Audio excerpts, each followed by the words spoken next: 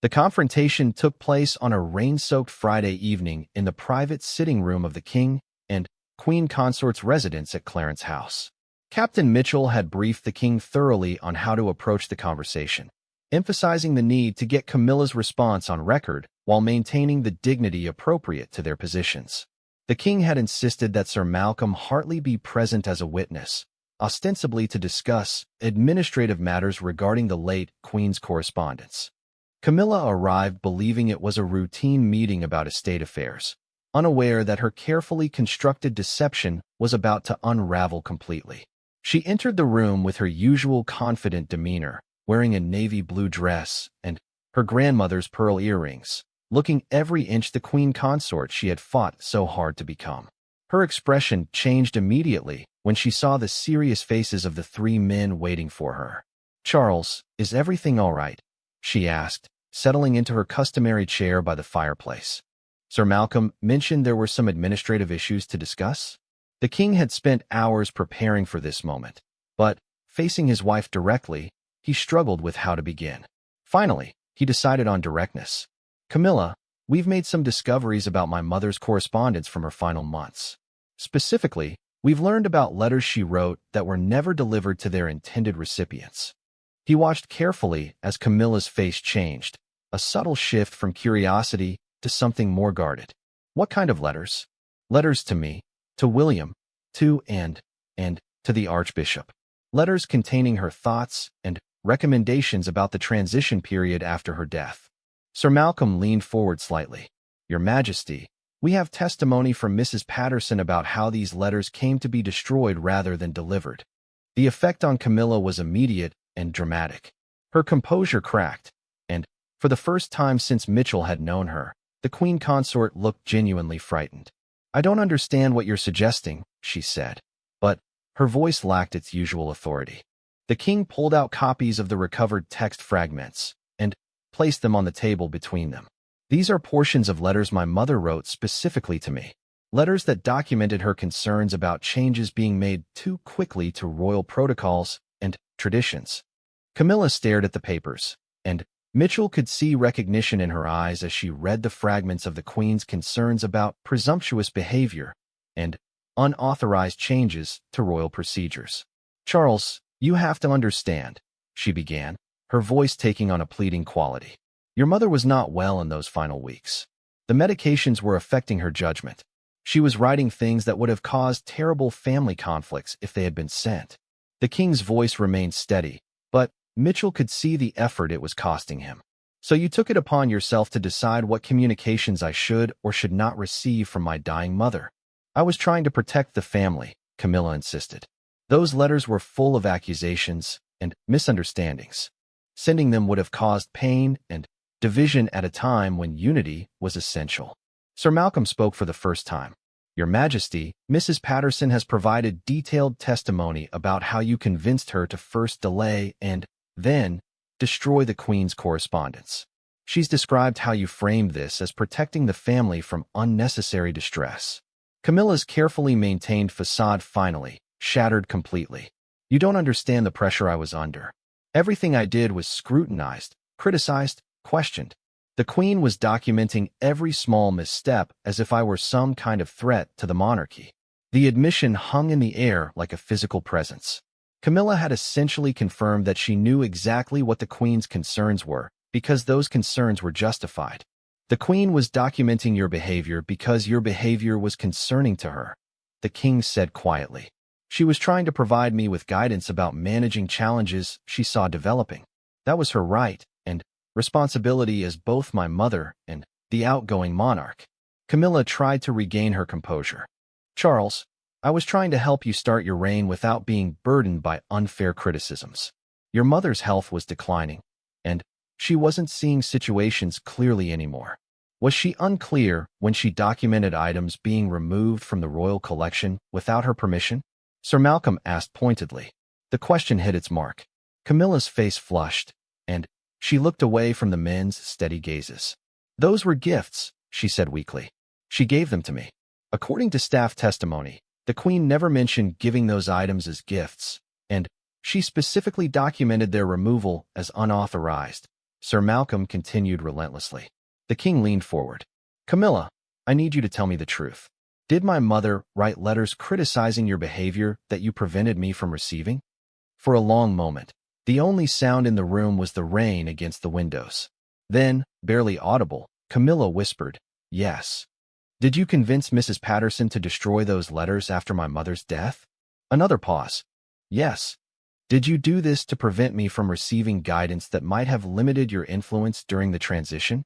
This time the pause stretched on until it became unbearable. Finally, Camilla looked directly at her husband. I did what I thought was necessary to protect our future together and the stability of the monarchy. The king stared at his wife, processing the full magnitude of her betrayal. You denied me my mother's final words. You prevented me from receiving her guidance at the most important moment of my life. You manipulated loyal staff members into destroying royal correspondence. Charles, please try to understand. I understand perfectly, the king interrupted, his voice carrying a coldness that Mitchell had never heard before. I understand that you put your own interests above my relationship with my mother. I understand that you believed you had the right to decide what communications the King of England should or should not receive. I understand that you destroyed irreplaceable historical documents to protect yourself from accountability. The room fell silent again as the full implications of the conversation settled over everyone present. This wasn't just about destroyed letters anymore. It was about trust, respect, and the fundamental dynamics of power within the royal family. Sir Malcolm eventually spoke. Your Majesty, we need to discuss how to address this situation moving forward. The king nodded slowly. First, I want full disclosure. I want to know everything that was in those letters, based on Mrs. Patterson's memory and any other evidence that can be recovered. I want to understand completely what guidance my mother was trying to provide. He turned to look at Camilla, who was sitting silently with tears streaming down her face. Second, I want assurances that nothing like this will ever happen again. Royal correspondence is sacred, and interference with it is a betrayal of everything the monarchy represents. And third, he continued, his voice growing harder, I want time to think about what this means for our marriage and your role as queen consort. The words hit Camilla like physical blows. The possibility that her actions might cost her not just her husband's trust, but potentially her position as well had clearly never occurred to her. Charles, please, she began. But he held up a hand to stop her. I need time to process what I've learned. The fact that my wife destroyed my mother's dying words to protect herself from criticism is something I never imagined I would have to confront. In the days that followed, the full story gradually emerged through careful investigation and staff testimony. The Queen had indeed been systematically documenting concerning behaviors and had written detailed guidance for her family about managing the transition period. Those recommendations had been suppressed by the very person they were meant to address. Captain Mitchell worked with Sir Malcolm to ensure that the recovered fragments and Patterson's testimony were properly preserved as historical records. The truth about the destroyed letters was documented thoroughly, even if it could never fully restore what had been lost. The king spent weeks reviewing all available evidence and consulting with senior advisors about how to address the situation. The scandal, while contained within palace walls, had fundamentally altered the dynamics of the royal family and raised serious questions about trust and accountability at the highest levels. 3 months after the initial discovery of ashes in the Queen's study, the king made a decision that surprised everyone. Rather than attempting to suppress the truth or quietly distance himself from his wife, he chose transparency. In a private meeting with senior family members, including William and Anne, he shared everything that had been discovered about their mother's final letters and how they had been suppressed. The family deserved to know what guidance they had been denied and why. The revelations led to significant changes in how royal correspondence was handled, with new protocols established to ensure that such interference could never happen again. Staff members were given clearer guidelines about their responsibilities and stronger protections against manipulation by family members. As for Camilla, the consequences were swift and decisive. While she retained her title as queen consort, her role was significantly reduced. She was excluded from many decision-making processes, and her influence over royal protocols was formally limited. The king made it clear that trust, once broken, would not be easily restored. The palace bombshell had indeed exploded, but rather than destroying the monarchy, it had ultimately strengthened it by exposing and addressing a serious breach of royal protocols and family trust. Captain Mitchell continued his duties as head of royal protection, but the investigation had taught him valuable lessons about the intersection of personal relationships and institutional responsibilities at the highest levels of power. The Queen's final letters might have been physically destroyed, but their intended message, the importance of patience, consultation, and respect for established traditions, had ultimately been heard and implemented. The truth about the destroyed letters became a turning point in the reign of King Charles III, establishing new standards for transparency and accountability that would serve the monarchy well in the years to come. The Queen's voice had been silenced temporarily, but her wisdom had ultimately prevailed, ensuring that the institution she loved would be protected from those who would put personal interests above royal duty.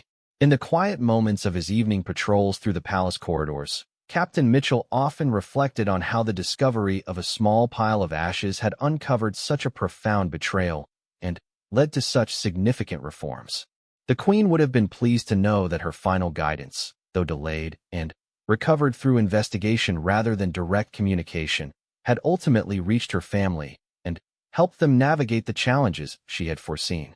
The palace had weathered the bombshell, emerging stronger and more committed to the principles of duty, transparency, and respect that had guided the monarchy for generations. The weight of the investigation's findings pressed heavily on Captain Mitchell's shoulders as he prepared for what would be the most delicate conversation of his career. Sir Malcolm Hartley had arranged a private meeting with King Charles. But how do you tell a monarch that his wife had systematically suppressed his mother's final warnings about her own behavior? The meeting was scheduled for 10 o'clock on a gray Thursday morning in the king's private study, the same room where Charles had spent countless hours with his mother discussing affairs of state and family matters. Mitchell arrived early, carrying a secure briefcase containing copies of all evidence, forensic reports, and Patterson's detailed testimony. Sir Malcolm met him outside the study. "I've briefed His Majesty that you have important information regarding the Queen's final correspondence. He's prepared to hear whatever you've discovered. But, Captain, please remember the delicate nature of this situation." Mitchell nodded, understanding the impossible balance he had to strike.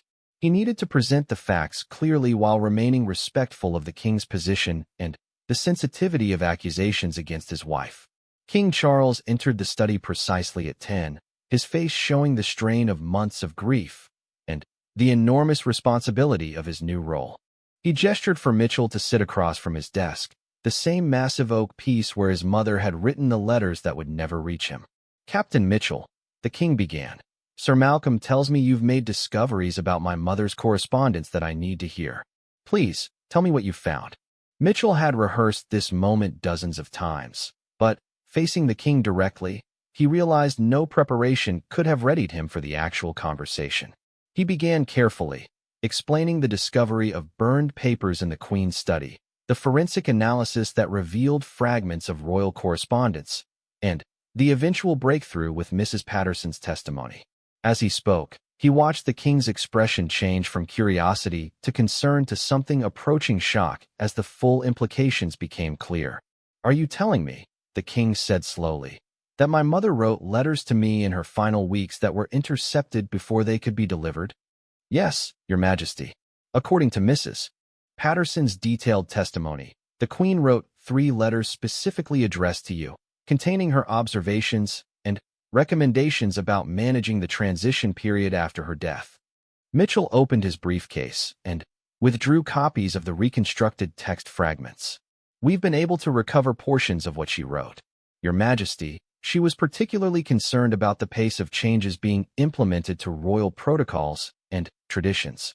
The king studied the fragmented text, his face growing increasingly grave as he read his mother's concerns about presumptuous behavior regarding future royal protocols and changes being made without proper family consultation. "These concerns," the king said quietly, "they were about Camilla."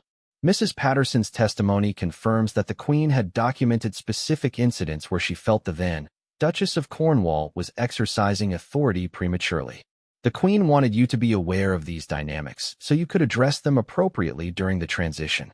Mitchell watched as the king processed this information, clearly recognizing patterns of behavior he had perhaps noticed but not fully understood. And you're telling me these letters were destroyed by Mrs. Patterson on Camilla's instructions? Mrs. Patterson states that the Queen consort convinced her the letters were written when the Queen was not thinking clearly and that destroying them would protect the family from unnecessary distress. The king was quiet for a long moment, staring at the reconstructed fragments of his mother's handwriting. When he spoke again, his voice carried a mixture of sadness and something harder to identify. "Captain, I need to understand exactly what my mother was trying to tell me. Can you provide me with everything you've recovered?" Mitchell spent the next hour walking the king through each piece of evidence, from the forensic analysis to Patterson's complete testimony.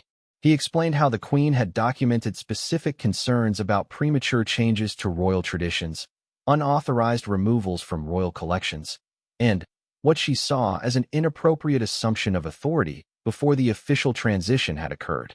The king asked detailed questions about timing, about who else was meant to receive letters, and about the specific incidents his mother had documented. It became clear that many of the changes the Queen had been concerned about had indeed accelerated after her death, exactly as she had feared. "My mother was trying to prepare me for challenges she saw coming," the king realized aloud. "She was giving me guidance about managing this transition, and I never received it because my wife decided I shouldn't see it." Mitchell could see the personal pain behind the king's words. This wasn't just about suppressed correspondence. It was about a son being denied his mother's final guidance at the most crucial moment of his life. "Your Majesty, there's something else you need to know. According to our timeline analysis, the letters were burned 3 days after the Queen's funeral. This means the decision to destroy them was made after your mother had died, when preserving her final communications should have been a priority." The king's expression hardened. "So this wasn't about protecting my mother from making decisions she might regret. This was about preventing me from receiving guidance that might have limited Camilla's influence." Mitchell remained silent, letting the king reach his own conclusions about his wife's motivations and actions. That afternoon, while the king was processing this devastating revelation, Detective Inspector Chun was conducting follow-up interviews with other palace staff members. Armed with Patterson's testimony and the recovered letter fragments, she was able to ask much more specific questions about incidents the Queen had documented. Lady Margaret Thornton, when confronted with evidence about the Queen's concerns regarding unauthorized changes to protocols, confirmed that she had indeed noticed unusual patterns in the final months of the Queen's life. There were instances where arrangements would be changed without going through proper channels, Lady Margaret admitted. Staff schedules were modified, ceremonial procedures were revised, and items from Her Majesty's private collection were relocated. At the time, we assumed these changes had been approved through normal processes. Chin showed her fragments of text where the Queen had specifically mentioned items being removed from my private collection without permission. Lady Margaret's face grew pale. "I remember now. There were several occasions when the then Duchess would visit Her Majesty and, afterward, certain pieces would be missing from the private collection. We assumed they had been gifts, but Her Majesty never mentioned giving them." Similar conversations with other senior staff members painted a consistent picture. The Queen had been systematically documenting concerning behaviors, and the staff had noticed unusual patterns but hadn't understood their significance at the time. By evening, the full scope of what had happened was becoming clear. The Queen had spent her final weeks carefully observing and documenting behaviors that concerned her about the future of the monarchy. She had written detailed letters to family members, not out of spite or confusion, but out of love and responsibility for the institution she had served for over 70 years. Those letters had been intercepted by the very person they were meant to warn the family about. Camilla had used her position and the loyalty of palace staff to prevent the Queen's guidance from reaching the king and other family members who needed it. The next morning brought a development that would force the situation into the open. Word of the investigation had somehow reached the press, and royal correspondents were asking pointed questions about unusual forensic activity at the palace and questions being raised about destroyed royal correspondence. Sir Malcolm called an emergency meeting with Mitchell and senior palace staff. "The situation is becoming untenable," he announced. "We need to decide how to address this before speculation gets completely out of hand." Mitchell knew that meant a decision had to be made about whether to confront Camilla directly or attempt to handle the matter quietly within the family. Either choice carried enormous risks for the monarchy's stability. The king, who had spent a sleepless night grappling with the implications of what he had learned, made the decision that would change everything. "I want to speak with my wife directly," he announced to the assembled advisors. "I want to hear from her own lips why she believed she had the right to prevent me from receiving my mother's final guidance." The confrontation that everyone had been dreading was about to happen. The queen consort would finally be forced to answer for her actions in suppressing the queen's letters, and the conversation would determine not just the fate of her relationship with the king, but potentially the future stability of the monarchy itself. The palace bombshell was about to explode in the most personal and devastating way possible, as a direct confrontation between husband and wife, king and queen consort, over the suppression of a mother's dying words to her son. Mrs. Eleanor Patterson arrived at Scotland Yard headquarters at precisely 9 o'clock, accompanied by a solicitor and carrying a leather briefcase that seemed to weigh heavily in her trembling hands. Captain Mitchell and Detective Inspector Chun observed her through the one-way glass as she sat in the interview room, clearly struggling with whatever decision had brought her here. Patterson had served as the Queen's personal secretary for 12 years, handling the monarch's most private correspondence and maintaining absolute confidentiality in all matters relating to the royal family. Her sudden return from leave, combined with her request for this meeting, suggested she was finally ready to reveal what she knew about the destroyed letters. Mitchell entered the room first, followed by Chun and a recording technician. Patterson looked up with red-rimmed eyes and a face that showed the strain of weeks of internal conflict. "Mrs. Patterson," Mitchell began gently, "thank you for coming forward. We understand this must be extremely difficult for you." She nodded, her voice barely audible when she spoke. "Captain Mitchell, I need to tell you what really happened to the Queen's final letters. I can't live with this secret anymore." Her solicitor, a stern-faced woman named Ms. Rebecca Walsh, leaned forward. "My client is prepared to provide a full statement about the events in question, but we want assurance that her cooperation will be taken into account."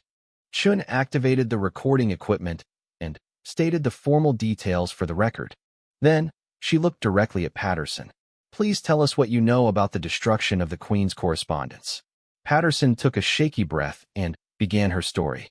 In the Queen's final 3 months, she was writing extensively. Not just her usual correspondence, but what she called her legacy letters, detailed communications to family members about her observations and concerns regarding the future of the monarchy. She paused, clearly struggling with the weight of what she was about to reveal. The Queen was particularly focused on documenting her concerns about how quickly certain changes were being implemented without proper family consultation. She was worried that traditions and protocols that had served the monarchy well were being dismissed too hastily. Mitchell leaned forward slightly. "Did she specifically mention Camilla in these letters?" "Yes," Patterson said quietly. The Queen had grown increasingly concerned about Camilla's influence on Charles, and her apparent eagerness to reshape royal traditions before she had even officially become queen consort. The Queen felt that patience and gradual change were essential for the stability of the institution. Patterson opened her briefcase and withdrew a small notebook. "I kept detailed records of all correspondence as I always did." The Queen dictated or handwrote 7 significant letters during her final weeks. 3 were addressed to Charles, 2 to William, 1 to Princess and 1 to the Archbishop of Canterbury. Chun studied the notebook as Patterson continued. The letters to Charles were particularly detailed. The Queen documented specific incidents where she felt Camilla had overstepped appropriate boundaries. She mentioned items being removed from the royal collection, staff being reassigned without consultation, and plans being made for changes to court protocols that the Queen felt were premature. "What happened to these letters?" Mitchell asked. Patterson's composure finally cracked. Tears began flowing down her cheeks as she struggled to continue. "I was instructed to delay delivering them. Someone told me the Queen was not thinking clearly due to her medications, and that the letters might cause unnecessary family distress during an already difficult time. Who gave you that instruction? Patterson looked directly at Mitchell. Camilla herself came to me 2 weeks before the Queen's death. She said she was concerned about the Queen's state of mind and asked me to bring any correspondence that seemed emotionally charged to her attention before sending it on to family members. The revelation hit the room like a thunderbolt. Camilla had directly interfered with the Queen's correspondence, using her position and Patterson's loyalty to effectively intercept letters that were critical of her own behavior. Did you show her the letters? Chen asked. I showed her the first one, addressed to Charles. After she read it, she became very upset. She said the Queen was making unfair accusations based on misunderstandings and that sending these letters would damage family relationships unnecessarily. Patterson wiped her eyes and continued. She convinced me that the kindest thing would be to hold the letters until the Queen was feeling better and could reconsider whether she really wanted to send them. She said we were protecting the Queen from making decisions she might regret. Mitchell felt anger building in his chest. Camilla had manipulated a loyal staff member's concern for the Queen's well-being to prevent the monarch's final communications from reaching her family. What happened when the Queen died? He asked. Camilla came to me the day after the funeral. She said the letters were now even more problematic because they would cause pain to family members who were already grieving. She suggested that the kindest thing would be to destroy them, letting the Queen's final words to her family be the loving messages she had sent earlier, rather than these letters written when she was not at her best. Patterson's voice broke completely as she continued. She convinced me that I would be protecting the royal family by destroying correspondence that could only cause harm now that the Queen was gone. She said it was what the Queen would have wanted if she had been thinking more clearly. The manipulation was breathtaking in its scope. Camilla had used the loyalty and discretion that made Patterson an excellent secretary against both Patterson and the Queen herself. So you burned the letters, Chen said. We burned them together in the Queen's study 3 days after the funeral. Camilla said it was appropriate to destroy them in the place where the Queen had been happiest writing. She called it, laying her concerns to rest in the room where she had found peace. Mitchell realized the calculated nature of the act. Burning the letters in the Queen's study wasn't just symbolic. It was a way of ensuring that if the destruction was ever discovered, it would seem like something done out of respect rather than concealment. Did you keep copies of any of the letters? Chen asked hopefully. Patterson shook her head. Camilla specifically asked me to confirm that no copies existed anywhere. She said it was important that these particular concerns be allowed to rest with the Queen. The interview continued for another 2 hours as Patterson provided detailed accounts of each destroyed letter and the specific concerns the Queen had documented. The picture that emerged was of a monarch who had grown increasingly worried about rapid changes being implemented without proper consultation with senior family members. The Queen had documented incidents where Camilla had begun making decisions about royal protocols and traditions as if she already held the authority of Queen Consort.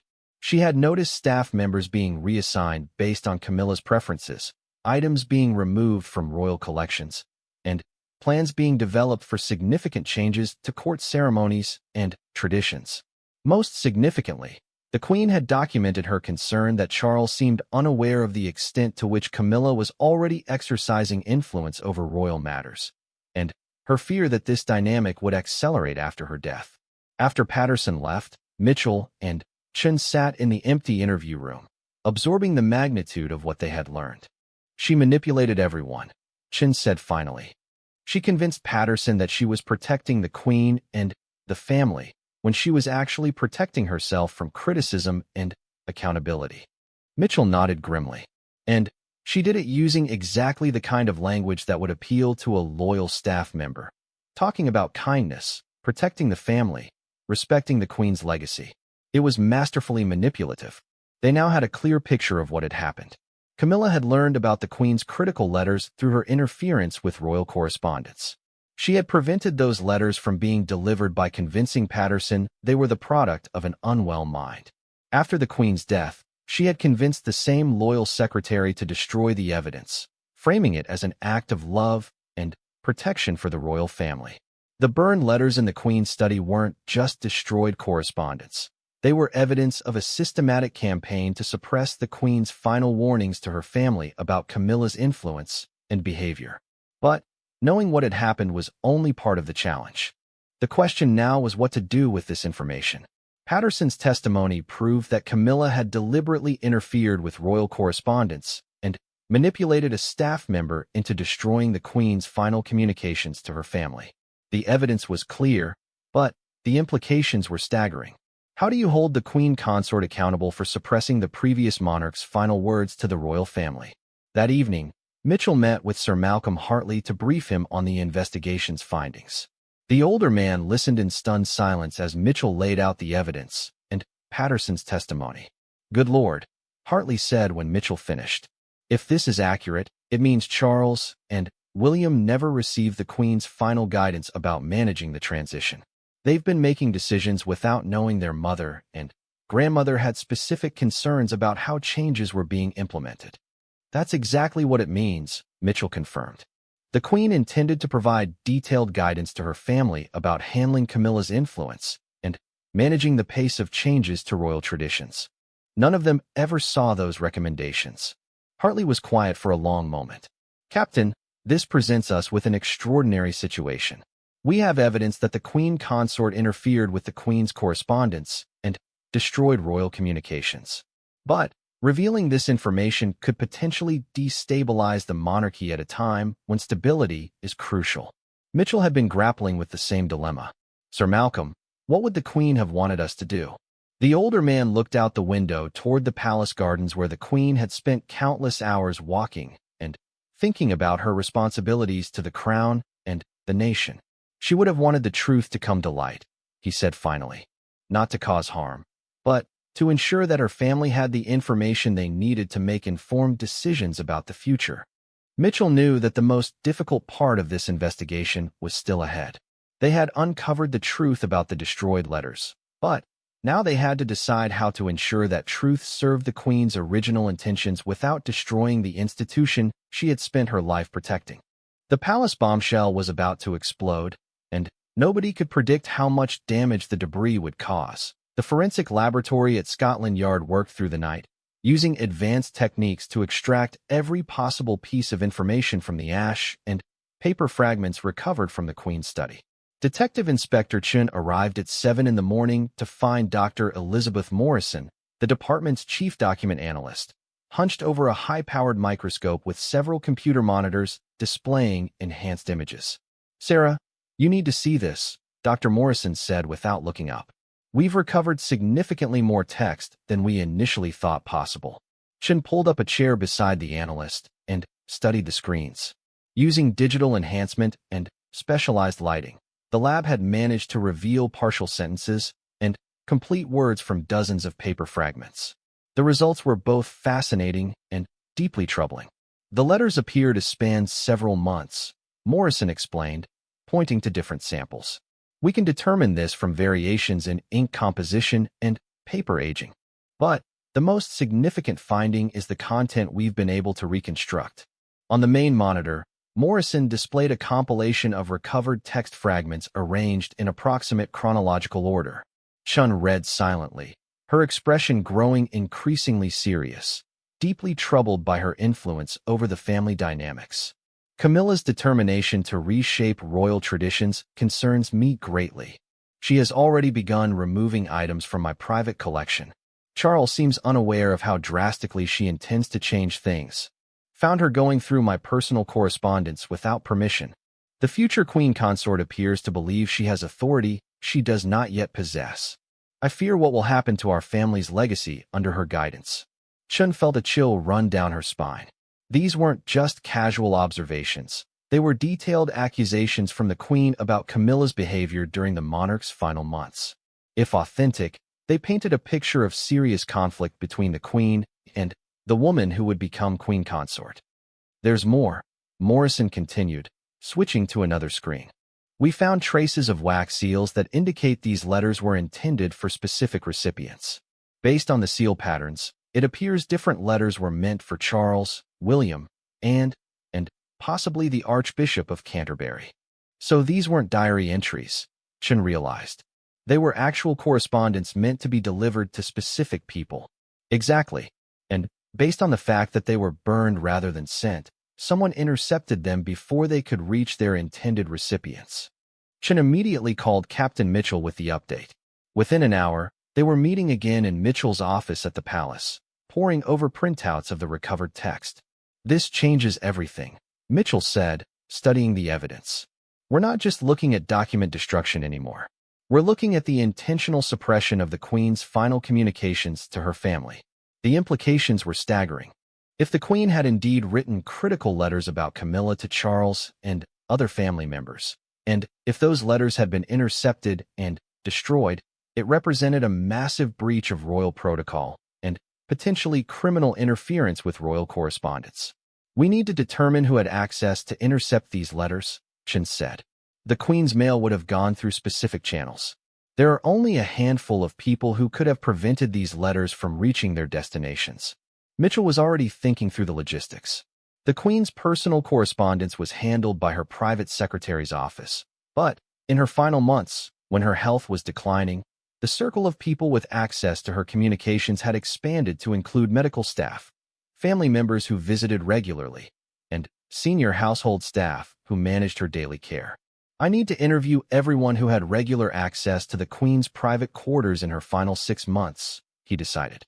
"But we have to be extremely careful. If word gets out that we're investigating the destruction of royal correspondence, especially letters critical of the new Queen consort, it could create a constitutional crisis." Chen nodded grimly. "Where do we start?" "With the one person who would have had both the access and the detailed knowledge of the Queen's correspondence patterns to intercept these letters effectively." That afternoon, Mitchell requested a private meeting with Lady Margaret Thornton, who had served as the Queen's senior lady-in-waiting for over 15 years. Lady Margaret was a woman of impeccable reputation, known for her discretion and absolute loyalty to the crown. If anyone could provide insight into the Queen's final months and her correspondence habits, it would be her. They met in Lady Margaret's small office adjacent to the Queen's former quarters. The elderly woman, dressed in her customary navy blue dress with a simple pearl necklace, listened carefully as Mitchell explained the situation in the most diplomatic terms possible. "Lady Margaret, we've discovered evidence that some of the Queen's personal correspondence from her final months may have been destroyed before reaching their intended recipients. I need to understand how her mail was handled during that period." Lady Margaret's face remained composed, but Mitchell caught a brief flicker of something, recognition, concern, in her eyes before she responded. "The Queen continued writing letters almost until the end," she said carefully. "It was one of her great pleasures, staying in communication with family and friends. Her correspondence was handled with the utmost care and discretion. Who specifically was responsible for managing her outgoing mail? That would depend on the type of correspondence. Official state business went through Sir Malcolm's office. Personal letters to family were usually handled directly by myself or Mrs. Patterson, her personal secretary." Mitchell made note of Mrs. Patterson's name. "Did you notice any unusual patterns in her correspondence during those final months? Changes in her writing habits or concerns about specific topics?" Lady Margaret hesitated, clearly choosing her words carefully. The Queen was reflective during that period. She was thinking deeply about the future of the family and the monarchy. Some of her letters dealt with sensitive family matters. Did she express concerns about specific family members? "Captain Mitchell, I must remind you that the Queen's private thoughts and correspondence are not appropriate subjects for discussion, even in the context of an investigation." But Mitchell pressed gently. "Lady Margaret, if the Queen's final letters to her family were intercepted and destroyed, don't you think she would want us to uncover the truth? Doesn't she deserve to have her final words heard?" The elderly woman was quiet for a long moment, and Mitchell could see the internal struggle playing out on her face. Finally, she spoke in a voice barely above a whisper. She was deeply concerned about changes being made too quickly after her death. She felt that certain individuals were presuming authority and making decisions about royal traditions and protocols without proper consultation with the family. "Are you referring to Camilla?" Lady Margaret looked directly at him for the first time in the conversation. The Queen believed that patience and gradual transition were essential for the stability of the monarchy. She was troubled by anyone who seemed eager to implement dramatic changes immediately. Mitchell felt they were getting closer to the truth. Did she write letters expressing these concerns?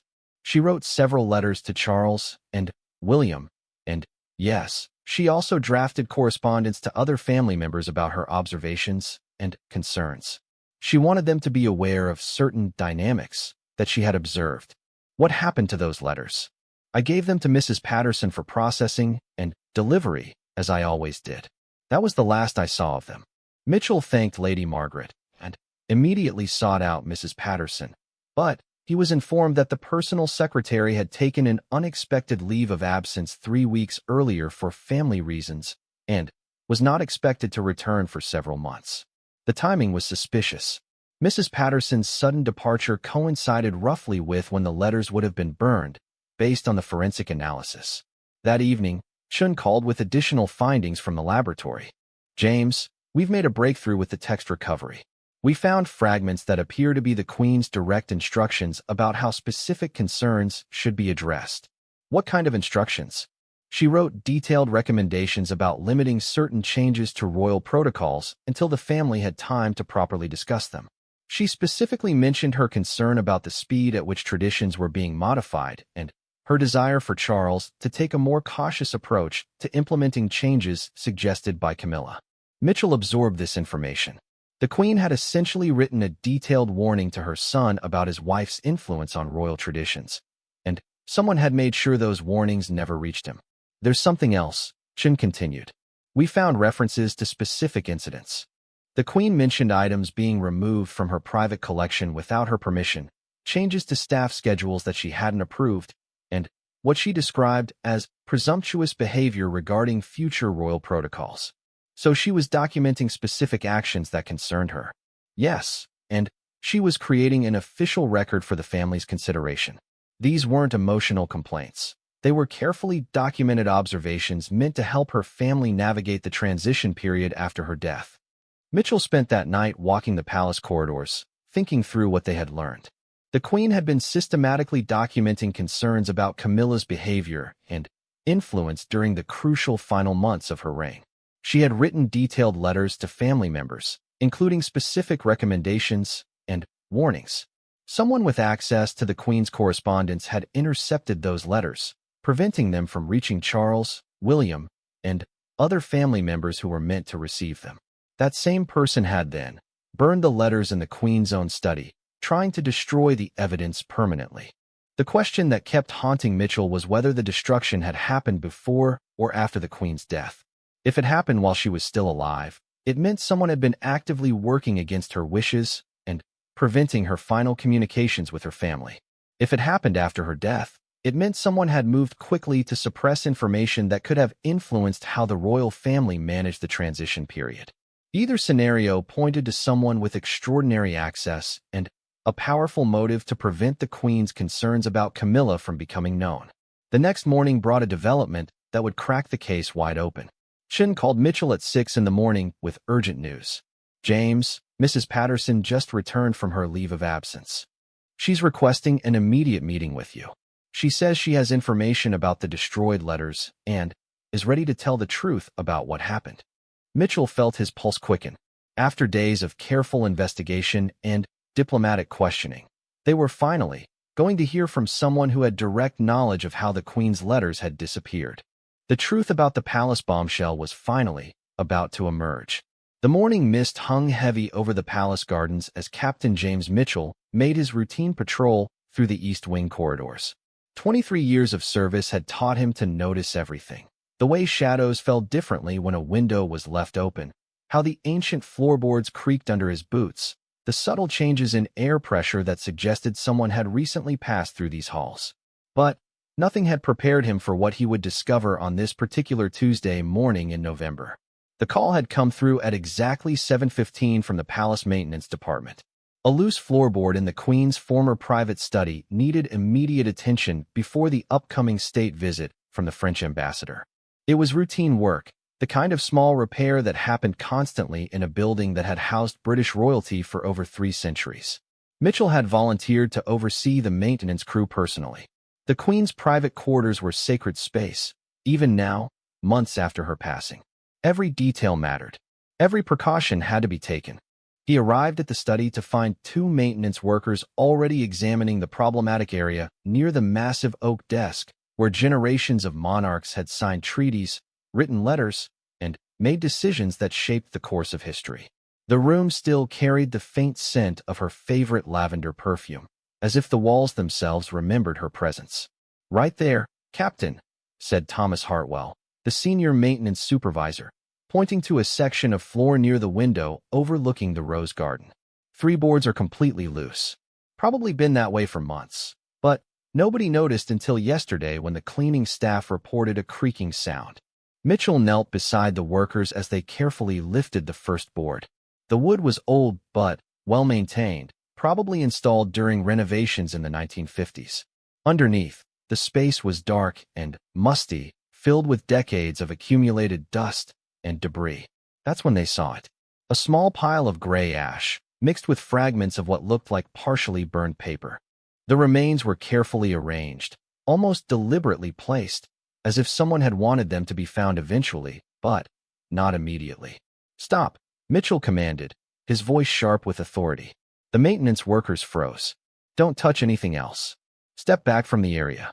Hartwell looked confused. "Captain, it's probably just old documents that got damaged by moisture or pests. This kind of thing happens all the time in these old buildings." But Mitchell's trained eye saw something different. The ash pattern was too neat, too concentrated. This wasn't natural decay or accidental damage. Someone had burned papers here, deliberately, and recently enough that the ash hadn't been completely dispersed by air currents or cleaning. He pulled out his phone and called Detective Inspector Sarah Chun from Scotland Yard's Royal Protection Unit. Chun had worked palace security for 8 years and had become Mitchell's trusted partner in handling sensitive situations that required discretion and expertise. "Sarah, I need you in the Queen's study immediately. Bring your forensics kit and clear your schedule. I think we have a problem." 20 minutes later, Chun arrived with her equipment bag and a photographer from the Yard's forensics team. She took one look at the scene and immediately understood the gravity of the situation. "This is definitely intentional burning," she confirmed after a preliminary examination. "The ash concentration and the way it's distributed suggests someone used this space as a deliberate hiding place for destroyed documents. The question is what kind of documents and who had access to burn them here." Mitchell felt a cold certainty settling in his stomach. The Queen's private study was one of the most secure areas in the entire palace. Access was limited to immediate family members, her private secretary, and a handful of the most trusted household staff. The idea that someone with such privileged access had destroyed documents in this sacred space was almost unthinkable. Chun carefully collected samples of the ash and the few remaining paper fragments. Even with the naked eye, they could see traces of ink and what appeared to be portions of handwriting on some of the larger pieces. The writing looked elegant, formal, the kind of penmanship associated with royal correspondence. "Captain," Chun said quietly, examining one of the larger fragments through a magnifying glass, "I think this might be the Queen's own handwriting." The implications hit Mitchell like a physical blow. If someone had burned the Queen's personal letters or documents, it wasn't just destruction of property. It was destruction of historical artifacts, possibly critical royal correspondence that could contain state secrets, family matters, or instructions regarding the future of the monarchy. They worked methodically for the next 2 hours, documenting everything before removing the evidence. The forensics photographer captured dozens of images from every angle. Chun collected samples of ash, paper fragments, and even dust from the surrounding area that might contain microscopic evidence. As they worked, Mitchell's mind raced through the possibilities. Who would have both access and motive to destroy the Queen's private papers? The list was uncomfortably short, and every name on it represented someone at the very heart of the royal family's inner circle. The maintenance workers were sworn to absolute secrecy and dismissed with stern warnings about confidentiality. The floorboards were temporarily secured, and the study was sealed pending further investigation. By noon, Mitchell was sitting in Chun's small office at Scotland Yard headquarters, staring at preliminary forensic reports that made his blood run cold. "The paper is high-quality stationery, consistent with royal correspondence," Chun explained. We found traces of royal seals in the wax residue, and the ink composition matches what we know the Queen used for personal letters. But here's the really interesting part. She pulled up enhanced photographs of the paper fragments on her computer screen. We managed to recover partial words and phrases from some of the larger pieces. Look at this. Mitchell leaned forward, studying the magnified images. He could make out fragments of words, concerned about Camilla's influence, and future of the family depends. And, most chilling of all, she must never. There's more, Chen continued. The burning pattern suggests this happened recently, within the last 6 months, possibly as recently as 6 weeks ago. Whoever did this wanted these letters destroyed permanently, but they were either interrupted or didn't realize that ash residue can preserve evidence for forensic analysis. Mitchell felt the weight of his position settling heavily on his shoulders. As captain of the Royal Guard, his primary duty was protecting the royal family. But protecting them from what? From the truth contained in those burned letters? From whoever had destroyed them? Or from the consequences of what those letters might have revealed? We need to identify exactly what was burned, he said finally. And we need to figure out who had access to do this. Chen nodded grimly. I've already started working on both angles. The lab can enhance the fragments further, possibly recover more text. As for suspects, she hesitated. James, this is going to get ugly. Anyone with access to that study is either immediate family or someone with decades of impeccable service to the crown. That afternoon, Mitchell returned to the palace with a heavy heart and a growing sense of dread. He walked through the same corridors he had patrolled that morning, but now everything felt different. The ancient tapestries and portraits seemed to watch him with knowing eyes. The very walls felt like they were keeping secrets. He requested a private meeting with Sir Malcolm Hartley, the Queen's former private secretary who now served as chief advisor to the new king. Hartley was a man of unimpeachable integrity who had served the royal family for over 40 years. If anyone could provide insight into what the Queen might have been writing about in her final months, it would be him. They met in Hartley's office, a wood-paneled chamber filled with leather-bound volumes and official portraits. The older man listened carefully as Mitchell described the discovery, his face growing increasingly grave. Captain, Hartley said when Mitchell finished his account, I must tell you something in the strictest confidence. In the Queen's final months, she was indeed writing extensively. Letters to family members, instructions for the future, personal reflections on her reign. Some of those letters contained sensitive information about various family members and their relationships. Mitchell felt his pulse quicken. What kind of sensitive information? Hartley was quiet for a long moment, clearly struggling with how much to reveal. The Queen was particularly concerned about certain influences on the family dynamics. She had strong opinions about how various relationships might affect the monarchy's future stability. Are you saying she was critical of specific family members? I'm saying she was a wise woman who saw clearly and spoke honestly about what she observed. Whether those observations would be comfortable for certain individuals to have revealed publicly, that's another matter entirely. Mitchell left the meeting with more questions than answers, but one thing was becoming clear. Someone had destroyed letters that potentially contained the Queen's critical assessments of family members. The timing suggested this destruction happened after her death, when those letters might have been discovered and read by others. As evening fell over the palace, Mitchell stood again in the Queen's former study, now empty and cold. The floorboards had been temporarily repaired, but he could still sense the presence of what had been hidden beneath them. Somewhere in the palace, someone was sleeping peacefully tonight, believing they had successfully destroyed evidence of royal secrets. They had no idea that their carefully hidden crime had left traces that modern forensics could recover and analyze. Mitchell made a decision that would change everything. He would follow this investigation wherever it led, regardless of how uncomfortable the truth might be for the royal family. The Queen had trusted him to protect not just their physical safety, but the integrity of the institution she had served so faithfully. If someone had betrayed that trust by destroying her words, he would find them and hold them accountable. The ashes had been discovered. Now came the much harder task of learning what they had once said, and why someone had been so desperate to silence them forever. Behind the golden gates of Buckingham Palace, where centuries of royal secrets sleep in marble halls and velvet-lined chambers, a single discovery was about to shake the very foundations of the British monarchy. What started as routine maintenance in the Queen's private quarters would uncover a conspiracy so shocking that it threatened to rewrite royal history forever. When Royal Guard Captain James Mitchell found the hidden ashes scattered beneath loose floorboards, he had no idea he was holding the remains of letters that could topple crowns and destroy reputations built over decades. These weren't ordinary correspondences. They were the Queen's most private thoughts, her deepest fears, and her final wishes for the future of the royal family. Someone had burned them. Someone with access to the most sacred spaces of the palace. Someone who desperately needed those words to disappear forever. As whispers began to spread through the ancient corridors, all eyes turned to one person who had both the opportunity and the motive to commit such an unthinkable act of betrayal.